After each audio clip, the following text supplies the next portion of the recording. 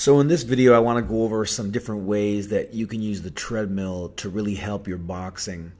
And I'd say that a lot of this really applies to maybe somebody who's a little bit heavier set and running isn't ideal for them, or if you're a little bit older and running outside isn't ideal for you. It isn't the ideal type of training either because you have injuries or just the impact is too much. The treadmill allows you to do different things and can alleviate some of the pressure on your joints. Now, one thing that I like to do a lot, and I've been doing a lot lately, is to work lateral motion and running backwards on the treadmill. And I got this idea from an interview with Marvin Hagler years ago, where he said that he used to do a lot of his running backwards, and also that he used to train in military boots, as he referred to running shoes as sissy shoes. So he would train in military boots, spend a lot of his time running backwards.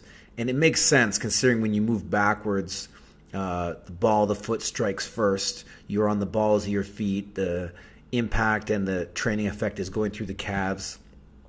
And this is primarily what's going on in boxing. Rarely in boxing are you heel striking or moving in a way that you would traditionally walk.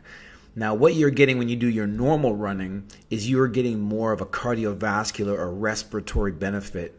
And this is something that you have to kind of look up and study on your own, that, since running, cross-country skiing, certain exercises are very efficient with the body, there is more of an aerobic impact versus anaerobic impact. Regardless of how you perceive it to be, regardless of how out of breath you are, certain activities that are very broad in motion have more of an aerobic impact than an anaerobic impact. It's how your body deals with the stress, how your body delivers energy to meet the demand that you're putting on it through exercise.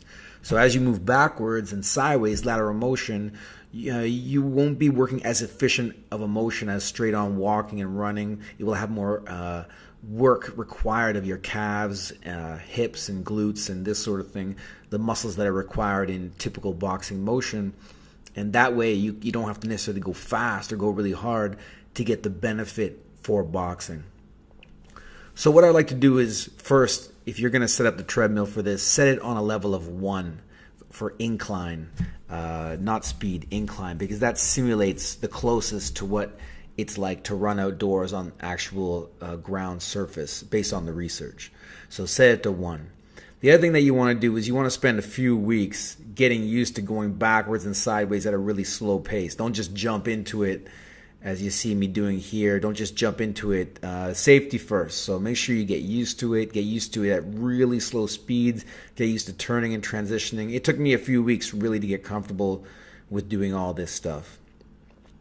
So again, especially if you're working lateral motion like you see me here, you'd be surprised how many boxers, especially beginner boxers, are terrible with lateral motion if they have to go for longer than 15 to 20 seconds.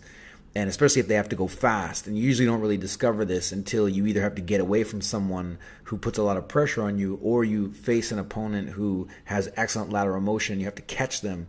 It's really taxing on the body. So, try out some of this lateral motion, see if you can go longer than 20 seconds, and you're going to really feel it usually in your hips. So a few things that I like to do with my workout: mix in lateral motion for sets of 20 seconds, combined with backwards walking, backwards running, and then mix that back in between. So I'll usually go 20 seconds forward walking, 20 seconds lateral motion in one direction, 20 seconds reverse walking or walking backwards, 20 seconds lateral motion in the other direction. And the way I look at it is that the walking forward is the break, that's the rest.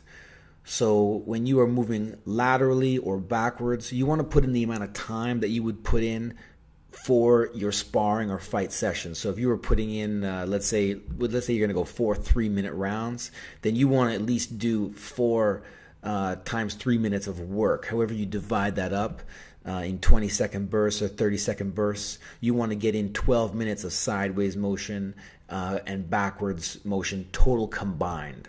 So not 12 minutes of each, but total combined. And here you can see as I'm getting more comfortable or got more comfortable with different motions, I sort of can move backwards with a backwards hop or skip like I'm moving backwards. You see me working some backwards skips. And even when I'm moving forward, I take that time to work on some head movement, walking forward and moving around. And here the speed is only like about a high 3. And you can even see that, what it takes to run backwards on the treadmill or move sideways quickly is usually a walk going forward. So setting the treadmill eventually when you get better to the high 3s or almost a 4 or even above 4 is going to give you an excellent effect on the lateral motion and walking backwards, while you'll still be able to walk and relax going forward. And then when you go forward, you can see me here just making the most of this time to move my head, throw some counters, really get the most out of this. And again, the whole idea is reducing the impact on your joints, especially if you're heavier set, especially if you're older, and running outdoors or on a hard surface isn't ideal for you. As you get more comfortable here, I've cranked it up to about 4. You can see that it really takes a lot, to get going at 4. The balls of the feet, the calves, they're really working overtime to get this motion, but the impact isn't so bad.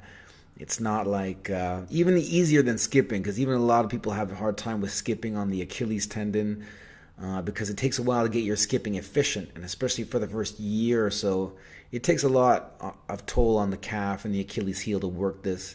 So the treadmill gives you a little bit of grace, and you still get that training effect. So here again, I'm moving forward. I'm going to make the most of this with some punching, etc., working in. So if it's cold outside, bad weather, or running outdoors isn't ideal for you, or you want to get in some bonus work, consider trying these variations on the treadmill. They are very boxing specific motions as it applies to boxing footwork, and I really think you're going to get a lot of benefit out of it. And don't take my word for it, just listen to Marvin Hagler, as he used to do a lot of his road work backwards.